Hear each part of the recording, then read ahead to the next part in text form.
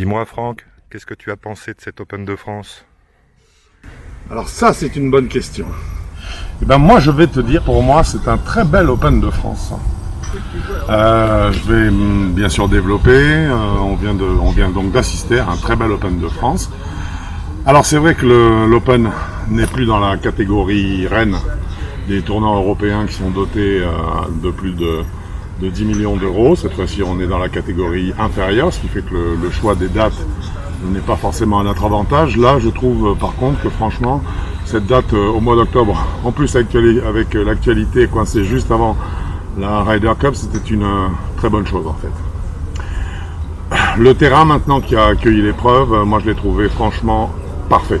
L'état était parfait. La preuve justement, c'est que malgré les conditions météo qui ont été quand même c'était l'enfer, il faut être clair. Hein. Les joueurs ont commencé jeudi dans un ciel, une pluie battante, c'était du vent, du froid, de la pluie, l'horreur.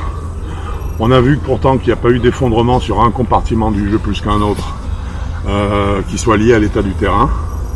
Le parcours a très bien encaissé l'Open pendant les 4 tours, puisqu'on a vu vraiment cette évolution des conditions météo. Rien à dire, bravo à tout le staff d'entretien du Golf National qui a fait vraiment un super job. Donc à ce sujet-là, rien à dire. Au niveau sportif maintenant pur, Izatsune, c'est la surprise, on ne l'attendait pas, le japonais qui a remporté l'épreuve, bien sûr, on ne l'attendait pas. Le tournoi a forcément eu du mal à se lancer parce qu'on s'est trouvé avec justement des conditions météo qui faisaient que le leader, entre guillemets, du moment était celui qui arrivait à s'en sortir mieux que les autres, sur une performance des fois qui était sans lendemain malheureusement. Mais je dirais que outre ça, on a très vite vu Smith prendre le devant. Jusqu'au vendredi soir, les Français ont fait ce qu'ils ont pu. C'est quand même pas mal. On a eu 6 joueurs qualifiés sur 25 inscrits. C'est un ratio qui est correct. Et ensuite, on verra. Bravo d'ailleurs notamment à Brun qui termine 6e, à Sadier qui termine 16e de mémoire, et bien sûr à Alexander Levy qui termine de mémoire 20e, je crois. Donc très bien pour les Français. Un petit goodbye à Raphaël Jacquelin qui nous a quittés donc avec malheureusement le soir du cut. Il est évident que c'était son dernier Open de France et c'était difficile pour lui de rester à la fois concentré sur son jeu de façon à passer le cut et également de subir un petit peu toutes les émotions qu'il a dû avoir en terminant comme ceci sa carrière sur l'Open de France. Par contre donc très vite on a vu effectivement Smith notamment prendre le devant. Alors ça a été une bataille infernale entre Smith et Kim tout d'abord. Ensuite Smith est resté en tête et ça a été une bataille très intéressante, une remontée en tout cas superbe de Ferguson. Et pour ceux qui l'ont vécu en live, on a bien vu qu'à partir du 17 et 18, pour Smith, ça a été les deux putts qui ont fait qu'on a pu commencer à se poser des questions quant à son putting le lendemain, sachant qu'il serait en tête de l'Open, théoriquement. Hein, c'était comme ça qu'on voyait l'affaire. Dans la réalité, on l'a vu, le japonais, il avait une ouverture dans le tournoi, il l'a prise. Smith malheureusement n'a pas bien putté. Ferguson a réussi à remonter mais est reparti dans le classement. Et donc on a vu notamment les joueurs danois qui ont réussi à s'inscrire dans le top 5. Pour moi, super vivant, plein de rebondissements, un très bel Open de France.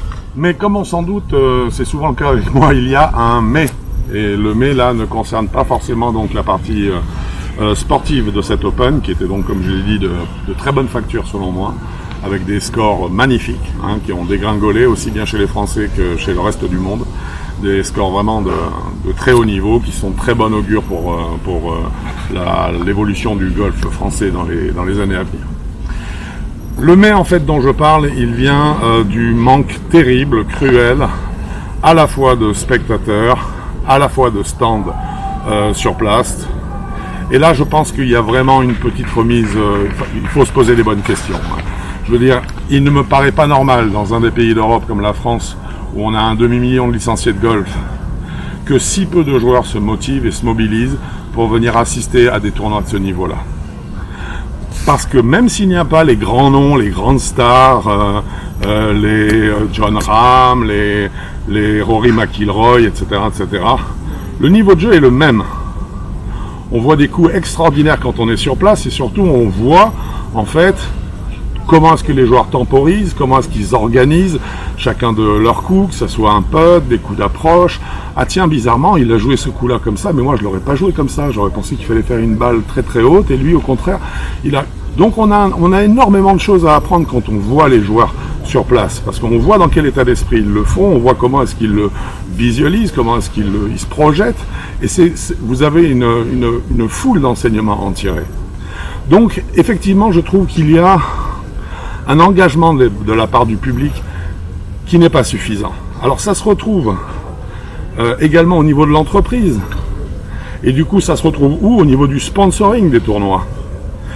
On se plaint parce que, en fait, ah mince, l'Open de France a rétrocédé et maintenant nous sommes, entre guillemets, en deuxième division des tournois du DP World Tour. Effectivement, mais c'est que nous n'avons pas réussi à trouver localement des entreprises qui sont venues sponsoriser, qui sont venues aider. Le golf, on le sait, malheureusement, dans l'esprit des Français, c'est synonyme du luxe. On a suffisamment de sociétés en France qui sont dans ce domaine-là pour ne pas comprendre qu'il n'y ait pas une implication de leur part pour en faire un Open encore plus impressionnant. Donc, ce que je suis en train de dire, c'est que bien qu'on ait eu un Open fantastique, je suis très déçu par le peu de monde qui s'est déplacé alors que c'était une leçon gratuite qu'ils avaient à apprendre, enfin presque gratuite, il y avait quand même le billet d'entrée, une leçon gratuite qui était venue à apprendre et une leçon qui allait durer pendant 5 heures. Il n'y a pas cette démarche-là et cet engouement, j'en suis réellement navré.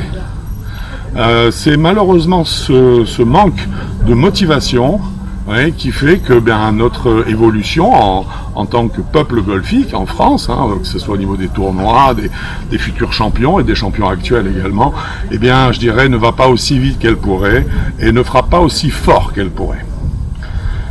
Voilà mon point de vue sur cette Open 2023. Moi franchement ce dont je parle là sont les choses qui vraiment m'ont tout de suite quelque part dérangé, qui ont tout de suite attiré mon attention et je suis ravi de pouvoir en parler aujourd'hui avec vous.